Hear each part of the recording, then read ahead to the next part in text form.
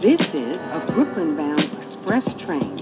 Stand clear of the closing doors, please.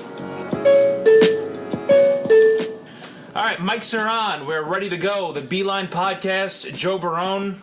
Chris Burrow. With you all across social media. And let me say this, I'm really, really pumped right now. We're pumped a few weeks ago when we brought your father on the podcast, and people loved it, thought it was hilarious. He had a million good stories. And now we're here in Staten Island in the basement of our New York Sports Fan of the Week's house, all ready to go. Yeah, Joe, this is going to be a really good one. You mentioned a basement. It's no ordinary basement. Yeah. I'm currently sitting in Mickey Mantle's seat from his restaurant. Yeah. So I guess that's a big deal. Pretty big. Yeah. So let's introduce our guest right now. Yeah. He's actually a first cousin of our parents, second cousin to us, I guess. Yep. So he has been around baseball for about 60 years now. Yeah. And his name's Andew Moriello. Welcome to the show, Andrew. Pleasure to be here, guys. Well, we're so excited to have you on. We've been talking about this for quite some time now, and to be honest, when the podcast first came about, we wanted to interview sports fans and get their stories and stuff like that. You were the first person I thought of because you showed me years ago, when you used to live in Brooklyn on Clinton Street, you showed me going upstairs, you had this whole collection of sports memorabilia, and then when you moved to Staten Island, you showed me again the basement, and my first reaction was my jaw dropped. So I thought of you and I said, if we ever do this podcast, if we ever get the kick in the ass, whatever, we have to come, we have to interview you because you have a million stories and we'd love to hear all of them. So again, thank you so much. Yeah, thank you, Andrew. For joining us. So, all right, go ahead. So right off the bat, yeah. It's obviously a New York sports show. So what are your New York sports teams? Well, I like to root for New York. My big one is the Yankees. Mm-hmm. I naturally want to see the Rangers, the Knicks, the Jets, and the Giants. Right. Buffalo, I'm not interested. Right. All right, so we'll dive into a little deeper with the teams later, but since we're sitting in this decorated basement of yours, we'll start with that. And to describe to all the listeners, there's pretty much not an empty space on the walls, around the perimeter, around this basement, with memorabilia, collectibles, old signage, cases, autograph, display lights. I guess we should start off with what motivated you to start this whole collection? And did I do a good job describing it? Yes. My first trip to Yankee Stadium, not my first trip, one of the trips when I was a child, we took the D train from Carroll Street straight nonstop to Yankee Stadium. The second stop was J Street and Borough Hall. There was a hot dog stand. It said shortstop to Yankee Stadium. And I really believed that was half the distance, but it wasn't. When we got to Yankee Stadium and came up the subway, there was Manny's Baseball Land. And to me, that was better than the Baseball Hall of Fame. And seeing what Manny sold, that was the first thing I ever bought.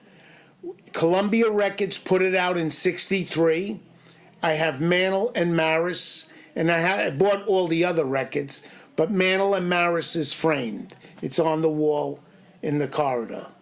So that's your first item? Yeah. That's the first item I ever bought. Okay, so one item quickly became 2 and 4 and probably 20 and now 30. up to about 800. Okay, wow. And the items were 50 cents back then. Right. Now they're worth in the hundreds. Oh, listen, I know for me personally, and I said this a little bit before, the first time I came down into this basement, especially me being a diehard baseball fan, you walk down and you look at everything. You go from one corner of the room to the next, and you're just enamored with every single piece of history. And I love history. So whether it's American history or any type of history, baseball is technically American history because it's America's pastime, right? So I look at everything from the 60s, 70s, 80s, and I'm sure before that, correct? Yeah, well, really, 62 is when I started. Right. The Yankees beat the Giants. I really wasn't too familiar. Okay. 63, we got swept by the Dodgers, Brooklyn, Sandy Koufax. He beat the Yankees in Game 4, 2-1, Mantle homered, and that broke my heart. 64, I could see it. I don't know why they made the moves they made, and we lost in Game 7. and I could never forgive them. And after that, it was a downhill, but I stood with the Yankees. Yeah. What was your first reaction to this My place? first reaction was actually my first appearance down here was actually today. Oh, really? But yeah, my first reaction was like, "Oh my god, this is unbelievable." Yeah. And I'm just in shock because like looking at everything, it's just like, wow. Like I said to you before, you don't have dirt from Yankee Stadium. He's like, "Oh, it's right behind you." Like, Yeah. oh my god. Yeah. The thing is, if you think it's here and you don't see it, just ask. Because It's probably here. It's probably here. But my question is, what are people's first reaction when they do come here? Or is it close to the public? Yeah. Well, I only invite certain people. There's been a lot of strangers here, Yeah. but people that I've become comfortable with. Right. A neighbor's relative, and they can't believe where I got it, how I got it, how old is it. Well, that's like me. That's what like I explained Right. too. Like I don't know how he got half of this Right, stuff, sure. and then some of the Some of stories. this stuff is 40 years older than you guys. Sure.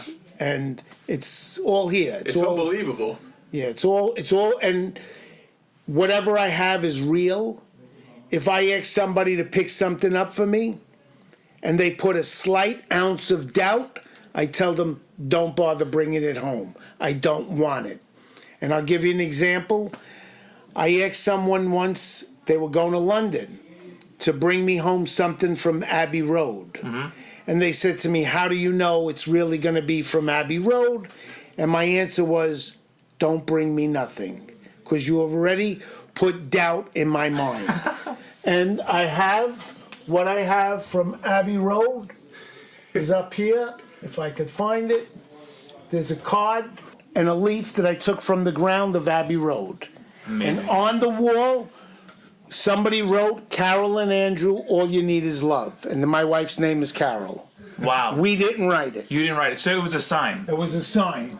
See, right now for our listeners, Andrew just showed us a little card that has a leaf, like you said, and a piece of the wall from Abbey Road. And I actually went to Abbey Road when I went to London back in, I believe, 2012. So I didn't see Carol and Andrew, but I wrote my name on the wall just like everybody else did. You told me when I was going there, make sure you go there, make sure you do that. So that was something else. But I like that. It's not just baseball here, right? No, there's a lot. It's my whole life growing up. Well, there's a phone booth back there. Look Yeah, behind you. can you talk about that, the phone booth? The significance behind that? As a kid, wherever you went to the movies, there was always a phone booth. And I just had a fascination with a phone booth. And I like old stuff, but I like things that I could relate to. And every 6 months I would tell my wife, okay, my last thing that I'm going to buy is a display case. I bought that 5 years ago. And then after the display case came another case and another case. And then finally I says, I think my last hurrah is a phone booth. Right. And I bought it 2 years ago. It was so big and heavy we had to disassemble it to get it in the room. Right. And a friend of mine put it back together in 2 hours, and now it all works. And it's fully functional. Fully functional. You close the door, the light goes on, and the fan goes on, That's awesome. and we can make all the calls you want. That's and you awesome. don't need the money. Don't You need any bypass quick. it. Although you can if you could charge Right. people, and that'd be But nice I- little. This whole museum, there's no value because nothing's for sale. Nothing will ever be for sale. Right. I don't care how much it's worth. I'm not selling nothing. It's my life. Well, it's like I asked you before about the Ken Griffey rookie card. I go, Yeah. Ken Griffey's rookie card, why don't you sell it? He's like, what am I going to get for it? Right. So, Thank God I don't need the money. no, Sure. yeah. Right. So it's part of my life. Well, you mentioned your wife and your wife Carol, and was she was she supportive through all this? And Yeah. Does she think you're nuts that you have this collection? No, when she sees something, she'll tell me buy it. In April of '79, I took her to the Prince George Hotel to meet Mickey Mantle. In that show, they were selling a replica scoreboard of Ebbets Field Wow. for $300 with a piece of the real scoreboard in it. Wow. And she said to me, if you need it, buy it. If you need it. And back then I made $130 a week. And I looked at her and I said, I don't need anything. This is a want. Yeah. I really don't want it. And whatever I've wanted in the past, I usually buy it, I find it. My biggest search was a game that's up on the wall. It's called Challenge the Yankees. I now have it almost 20 years. I bought it off a dealer in Connecticut, and I picked it up on Halloween of 1999. Now, do you get your stuff from eBay and Craigslist and stuff like that, or you know people? eBay, yard sales, Right. flea markets, Craigslist. Doesn't matter You where got I some find of this stuff at a yard sale? and some of it from the garbage. I was a New York City garbage man. I found a pack of baseball cigarettes called Home Run. I traced it back to Legit Myers, L&M. They wanted me to mail it to them. They would electronically open it and tell me when it was manufactured. And I said, no, thank you. I'll leave it the way I found it. And it's here on display just the way I found it. That's amazing. Wow. That And that had to be 27 years ago. Oh my God! It's like he's saying stuff that like we weren't even born for. right? Yeah, Like, absolutely. do you have a least favorite item, or is everything just so everything's special to you? here has a meaning. Right. There's a story behind everything, and that's what I like. Well, he's saying there's a story about behind everything. Sorry, but there's a train thing behind you. Can you explain that a little? The trains, Yeah, train set. It's they're like a big they're train set. Lionel trains. They were given to me in 1964. I was 10 years old. When they didn't work, my father brought it to Manhattan to a famous place called Madison Hardware, and they offered to buy it off him, and they offered him an astronomical amount of money, and he said no, repair it in front of me. They repaired it. He came home with it, and he told my mom, just go buy him another train set, let him play with the new one, not the old one. And the old one is from 1950. It's a New York Central, and the newer one was from '64 is the Santa Fe. Wow. And I just got back into trains. In fact, 2 weeks ago, I bought a car from Madison Hardware that I paid almost $100 for, but it's just the name that I wanted, and I got it. Right. And I have the original business card from Madison Hardware from 1964. Keeps it as proof so they know. Yeah, absolutely. It's almost like when you see a signed ball or a signed item and they give you a little stamp of authentication. So, Yeah. absolutely. So you said everything is special. Everything has its own significance. Do you have to have a favorite item here? No. My favorite item is the baseball game Challenge the Yankees and my autographed picture of Mickey Mantle for Mickey Mantle Day, and naturally a ball given to me by Mike Burke, the Yankee owner, in 1970, and I added Mantle at a show in '79. I still have the box that the ball came in. Right. So your favorite player is Mickey Mantle. Mickey Mantle of all time. I don't know. Is it? He keeps on talking. Well, about it. how did you get into Mickey Mantle? What made you fall in love with the guy? I don't know. In the 60s, I remember him breaking Babe Ruth's World Series home run record against Barney Schultz, Game 2, 64 World Series. And I guess that home run did it. Right. And I always said, I had business cards printed. Mickey hit 536 home runs. As he touched the bases, he touched me. And that was my whole life. That's great. Wow. That's great. Are you still adding to the collection or no? Yes. But I'm limited to space. Right. So I try to walk away from a lot of things. You try. What was was there anything that you walked away from that you really said, oh man, I should have got that? Or were you really No, I probably, if I really wanted it, I already have it. Yeah. Well, I added to his collection today. I got a signed D.D. Gregorius hat. I know you're a Yankees fan. I know you're a baseball fan in general. Yeah. So as a thank you for being on the show, I made sure that we got you a Thank hat. you. So yeah, Thank of you. course. So we'll get back to this talk in a little bit. Yeah, You yeah. just said he's a big baseball fan, and you've been to every ballpark. So Well, most of the about mostly all 28 of them. Can you 28. can you describe that experience? Well, I love them all. I love the old parks first. Tiger Stadium, when I sit in right field and I visualize Al Kaline in front of me, Norm Cash at first base, Denny McLean pitching. When I go to Pittsburgh, I went for the All-Star game. I look for Roberto Clemente, Willie Stargell, Bill Mazeroski. When I went to Minnesota, it was the Dome, the Metrodome. Oh, right, yep. No history. It doesn't do nothing. Oh, so you haven't been to the new one What yet? about, Target wasn't there a Field, no. home run? The big home run in the World Series, right? Or was that I know. Kirby Puckett Kirby hit the home Puckett? run. Yes. But it meant nothing to me. Yeah, right. It doesn't go back to my youth. Right. Milwaukee County Stadium, Yankees played the Milwaukee Braves in the World Series. I could have related to that. That was 57. But the older parks, that's really home for me. That's what I loved. Fenway, Wrigley. Well, what stood out to you at Fenway? The Green Was it the Monster. Green Monster? The Green Monster. I always found that amazing. With the Green Monster? Yeah, I actually went to Fenway a couple summers ago with a friend of mine, and that experience was great. I mean, it's a small park, but Right. the atmosphere around it, which we'll talk about that in a bit, how it's its own baseball village, which is great. And just the stadium in general, the big Green Monster, now there's seats on it where there wasn't now back in the day. I like the older parks as well. I mean, Yankee Stadium, the original one, and Fenway Park, Wrigley, In 95, I went to Mickey Mantle's funeral in Dallas, Texas. And I met a guy at the church. And he said to me, I'm going to pick you up tonight. We're going to go to the game. And we went to the game. And then he took me to dinner. And he said to me, the difference between fans in New York and Texas and anywhere else in the city is New Yorkers real fans. You know the history of the game. Right.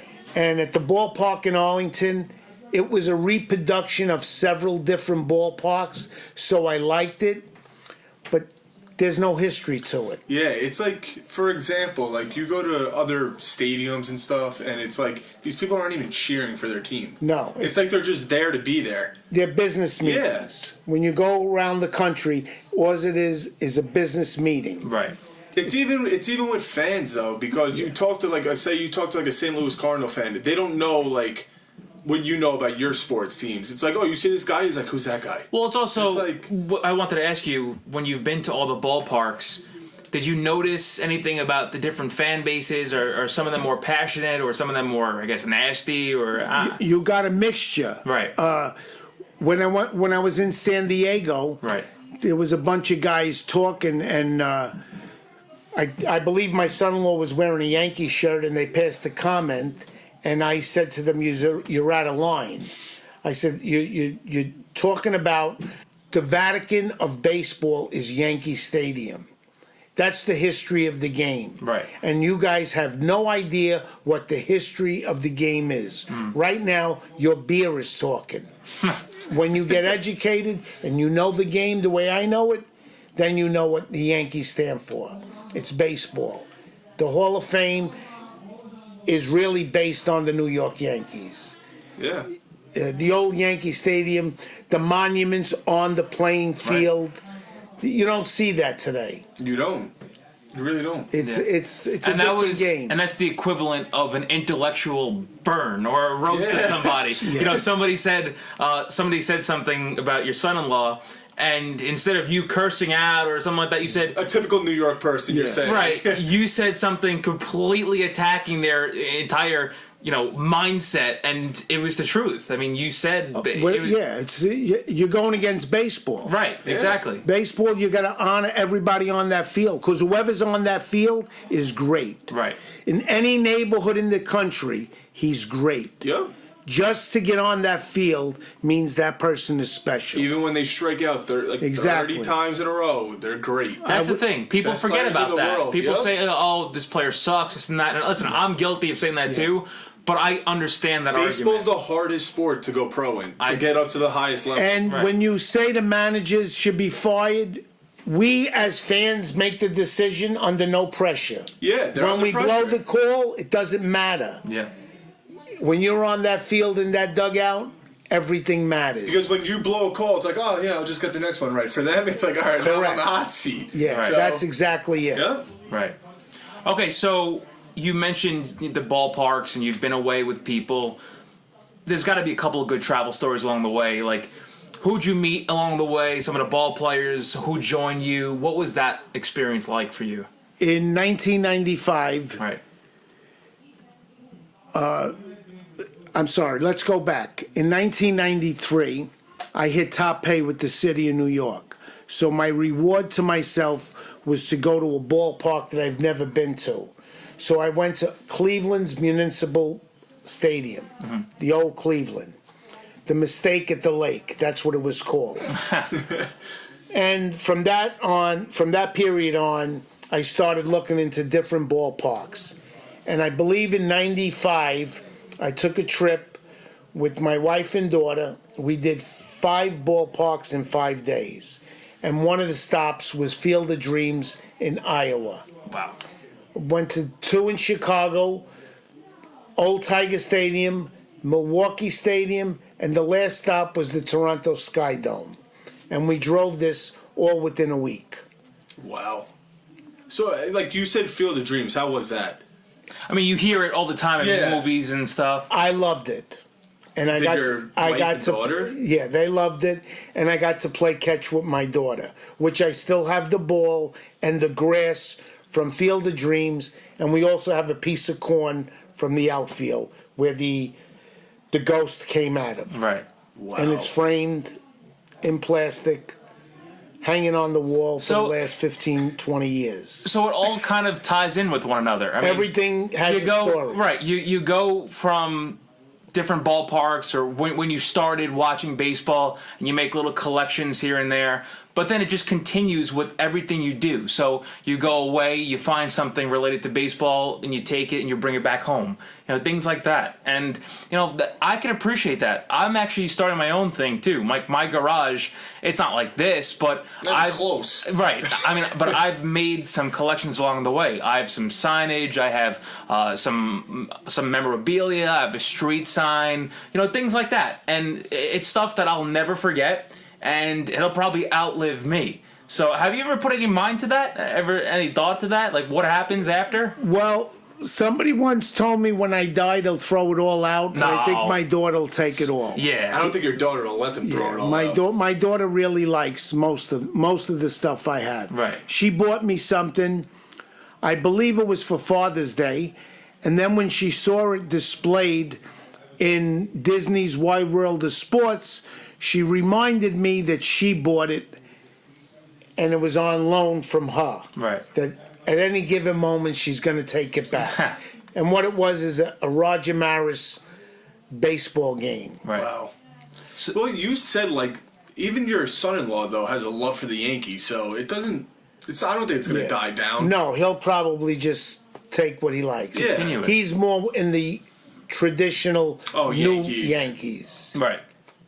So I guess we should go on and continue with your love for baseball and where it all came from. Because me knowing you and knowing the family and things like that, your parents weren't sports fans, right? They were Not off at the all. boat from Italy. Yes. So something's just not connecting here. I'm not sure. My mother and father couldn't understand why I even watched baseball. Right. They saw no interest in it, and meanwhile, I loved it. I would stay home just to watch a game, to watch a certain pitcher. Whether it was a hockey game in the winter, my friends were going out. I ran home to watch that hockey game. Wow. And when I watched hockey, there was only 5 teams. Right. Now, there's about 30 of them. Yeah. So it gets depleted. Same thing with baseball. When I started, there were 8 teams. Then in '62, the Mets came in. Los Angeles Angels came in. And we went from 8-8 to 10-10. And now we're over 30 teams. Well, you can see, like, when you watch sports games now, like, the older generation is just not into it as much. No. Because I think the leagues are changing. Like, we discuss every show, it's for the younger generation. Yeah. And now you can see with their generation, it's like... But what do you think It's about ruining it. What do you think about the new baseball? Like, there's different rules of pitch clocks and stuff like that. I don't like it. I don't like it. I think baseball should be played between the lines. If it takes so long, so be Well, it. see, that's the perspective from the older generation. I'm the same way though. This is what the game was founded on. You If you know, want to speed up a game, you shouldn't want to speed up baseball. It's not No. a speedy right? sport. It's very methodical. It's very Yeah. strategy wise. But which my next question is, and we were going off topic here. The DH. Do you think it should be in the National League? Well, I like the DH. So do I. But it takes away the strategy of the game when the pitcher is up. Okay. So the National League rule of thumb is let's play small ball. Right. They bunt, they steal. The American League was let's hit home runs. Yeah. And if we want to go back into the 1930s, Hack Wilson said, if it's the home run that you want, that's what we'll give you. Yeah. And Hack Wilson hit 58 home runs. Not bad. The most at that time other than Babe Ruth. Right. See, my outlook on that's like the same as him. They're taking away from the small ball, Right. and I it's part of the game. And we could all appreciate small ball. I understand that. But I want to go back to we were talking about the family and your beginnings with baseball. Do you think a lot of, because you were first generation Italian American, do you think a lot of first generation young children kind of go through the same experience that you did? You know, you jump on, whether it's a player or a team's bandwagon early on, you find a love for it and you kind of latch onto that, especially when, you know, the parents don't really have an interest in the sports? No, I think today the kids are all into computers. They don't even they have no clue about the love of the game. And there was a movie with Kevin Costner, The Love of the Game. Yeah. And Good movie. the girl didn't know, Kelly Preston didn't know who he was, Billy Chapman. And it shows you that there is a history to baseball, and baseball is America. Yeah. And to me, the history of the game means everything. So you're more of a baseball fan than any Yankee Yeah. fan or anything Yeah, else? I love baseball. like Right. you could just sit there, turn on MLB Network, and just watch a game. Yeah, any game, any Wow. team, and I love to, and I don't care who I go when I go to a different ballpark. Well, yeah, I could do the same thing with the ballparks, but I can't just sit unless I'm doing fantasy baseball. Like I can't just sit there and watch a baseball game. It's I mean, hard. It's a lot. I mean, Yeah. what attention spans aren't, are Right. very short now and everything like that. So, I mean, I understand your point of Yeah. view with that. Well, you said something. He said something about going back to the ballparks. So, what was your favorite one, and what was your least favorite one? Yankee Stadium will always be my favorite. Old Yankee Stadium, Not the new one. not the new one. Only for the history of the game. My least favorite probably was Philadelphia. Veterans? The vet, Oh, yeah, the wow. round. Yeah. They're all cookie cutters. The vet, Three Rivers, St. Louis, You didn't like St. I've always the wanted. new St. Louis. Oh, all right. So you're talking The about the new old one. is the old one I never saw. I went to the site of Sportsman's Park. I saw the round Busch Stadium. The new one is a lot nicer. But Atlanta Fulton County was that round cookie cutter, non-dimensional, no history. Don't like them. Wow. Camden Yards, beautiful. Small bandbox. Boog Powell's out in the outfield. Well, we went there. Were you with me? I wasn't. No, I wasn't. Oh. For when you played your baseball tournament, they had the mini stadiums. Oh no, we went one year to Camden Yards. That was the nicest stadium I've ever Yeah. been to. Like, Camden the new is- stadiums are nice. Don't get me wrong. There's a lot of technological advantages now, and I've had this conversation with somebody in the past where it's not like it was 30, 40 years ago where at one time everybody's in their seats. Now, if you think about it, you could have 55,000 fans, but not one moment of that game, everybody's sitting down. Somebody's walking around checking out the court over there, or the little activation sites in the corner over there, or online getting a milkshake or something like that, cornhole. playing cornhole. Like, the ballparks are different now. It's not just about the game anymore. So, do you think that's taken away some of the history? You could prove it by nobody keeps score of the game. Yeah. Everybody's on their phone. I don't think their anybody knows how to computer. keep score of the game. Correct. And to me, I walked into the ballpark, I bought a pencil, a scorecard, and I kept score.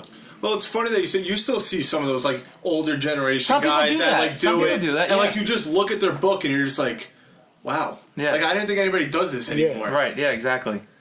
You made a vacation out of these little trips to when you went to go see the stadiums. what were some of the stops you went to that wasn't baseball related? You went to Nashville, I've been to Elvis Presley, Graceland. right? Well, Field of Dreams is baseball.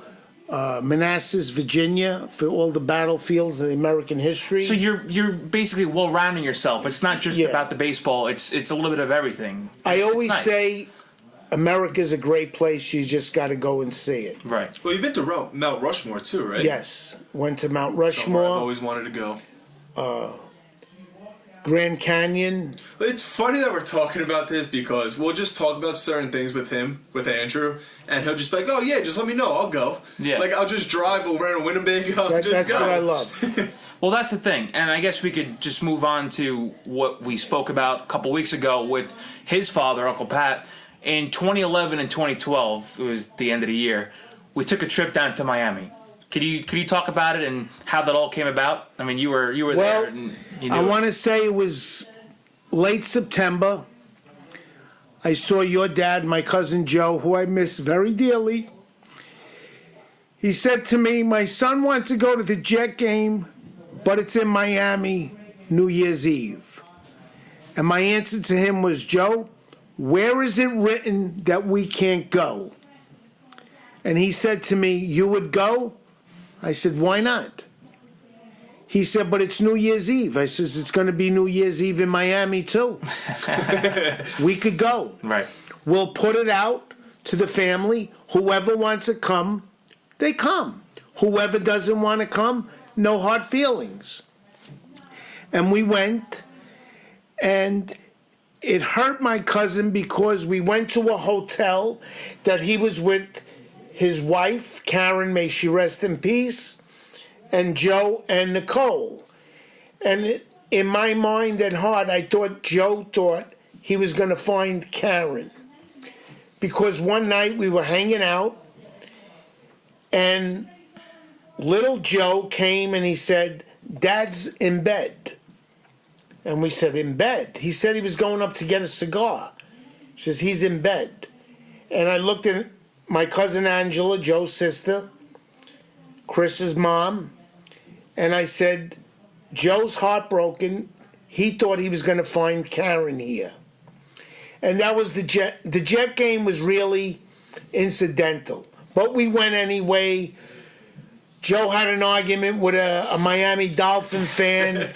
The guy said the Jets suck. Even though Joe said the Jets suck, he didn't want the other guy to know the Jets suck.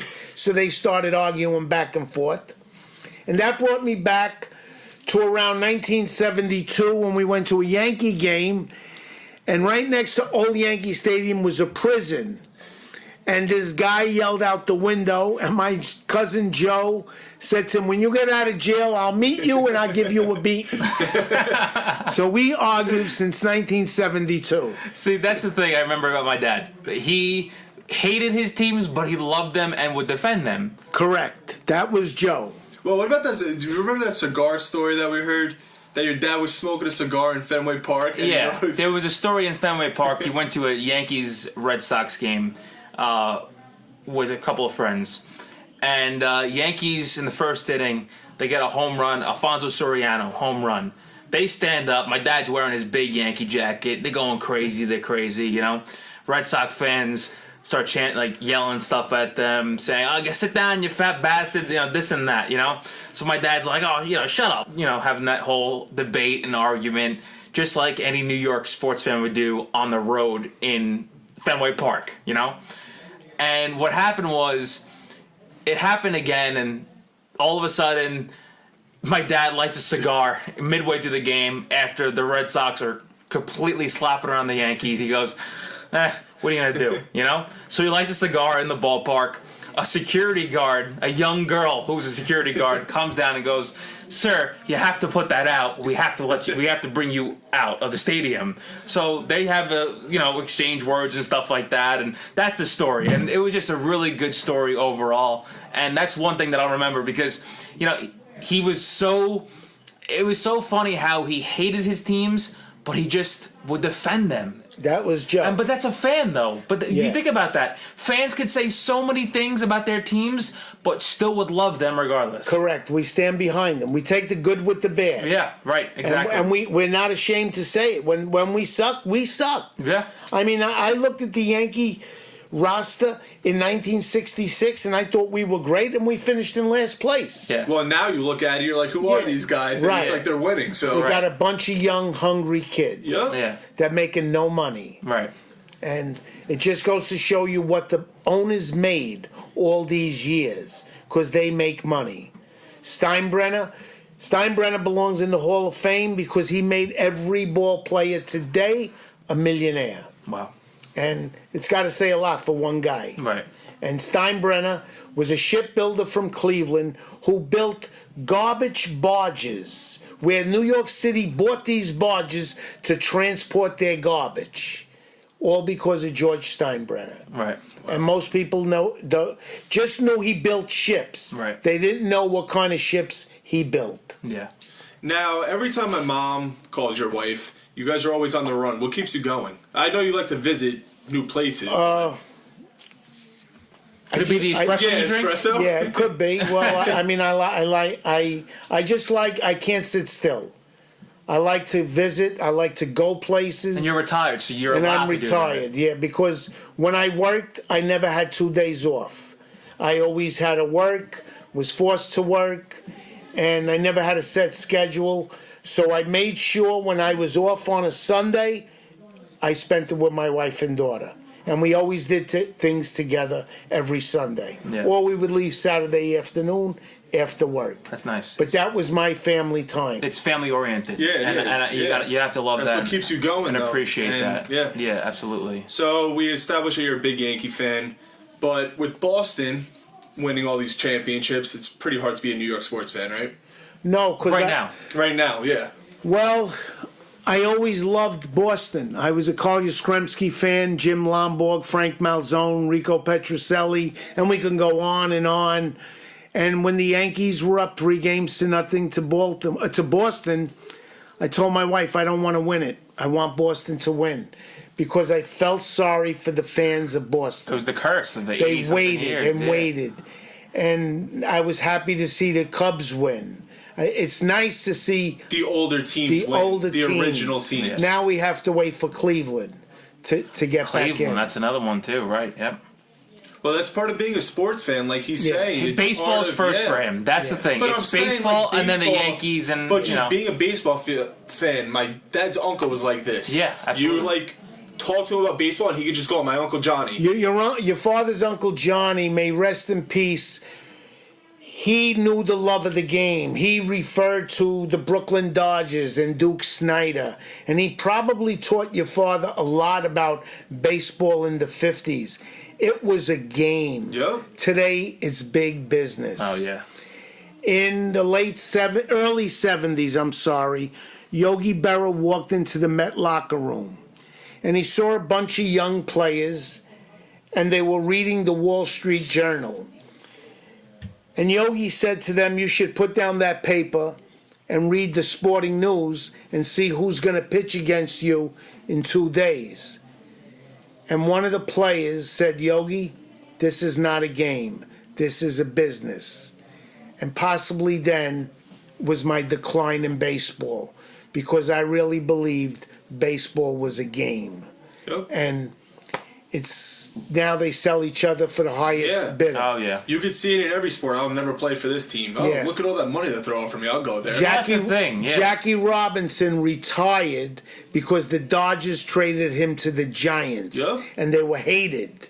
And he said, "No, I won't play." Well, that's like one of the Jet players. Remember Nick Mangold? Nick Mangold, yeah. The Patriots wanted to sign him. He goes, "I'd rather retire than play for you guys." So And that's the truth. And Some very players still rarely, like that. very rarely do you see that type of mindset now, which you could appreciate that type of mindset. I wonder in the future if that's going to be the case with anybody else, anybody remaining. well, you can just will see with the younger players that people are will coming just up. chase the almighty dollar. Yeah. You know. In 1969, there was a new baseball club called the Seattle Pilots. Seattle's ownership offered Mickey Mantle $1 million a year, which was unheard of back then, to sit in the stands and sign autographs. and Mantle told him no, because then I wouldn't be a Yankee. Wow. So he refused $1 million to sign autographs. Back then, $1 million was a lot of money. Absolutely. Yeah. Well, I think we should start to finish things off with. We usually finish off an interview with asking what championship would they value the most? As far as like if you're a Yankees, Rangers, Mets fan, Yankees, Rangers, Giants fan, for example, which one would you value most? I don't want to ask that because you're a baseball fan and you'd rather have the Yankees win, all that kind of stuff, and you're a New Yorker, so you want whatever New York team to win. But you've been watching baseball for almost 60 years. You have this love here. You have this family-oriented style about you. Could you give some advice to possibly baseball fans or the younger generation that you like to pass along or anything like that? Well, I don't or think, even to us, even me, I don't. Chris and I don't like when little kids say to me, "I have a rookie card. I bought an error card," because there's no history to the game. I honestly believe that baseball is a sport. Yeah. You could take your wife, your daughter, your son, your niece, your nephew, whatever the case may be, out for the day or night, and it's enjoyment. I don't believe in betting on the game. As a kid, there were signs in every ballpark, no gambling and no pepper. Most people didn't understand what pepper meant. They thought it was the game pepper? Pepper meant you couldn't play with the bat and the ball close to the stands. That's what people did back then to loosen up. So they didn't want no injuries to the fans. Yeah. But baseball is a family-oriented game, and I happen to love it. Well, that's a good way to end things. Andrew, again, this has been an absolute honor and a privilege, and we're so happy that you came again. on. The honor is mine. And listen, people are going to love this episode because you shared everything, and with your permission, maybe we could get a picture afterwards. Just so we could. I was thinking about taking a video of the whole basement. Well, okay. Well, most of the basement. We'll figure it out. Yeah. We want him to have his own private life too. So No, I know. We'll figure that out. But again, thank you so much, and we hope to talk again. The stories go. They go on and on. I've on. heard a million out of your mouth. There's a lot of them. There's a lot of them. And there's always something new. Always. Yep. All right. On that note, we will see you next week. And I don't know if any other guests will ever top this, but Probably not. But thank you again, and we'll see you next week. Thanks again. Okay. Until then, bye. It's a wrap. Ciao, baby. Stand clear of the closing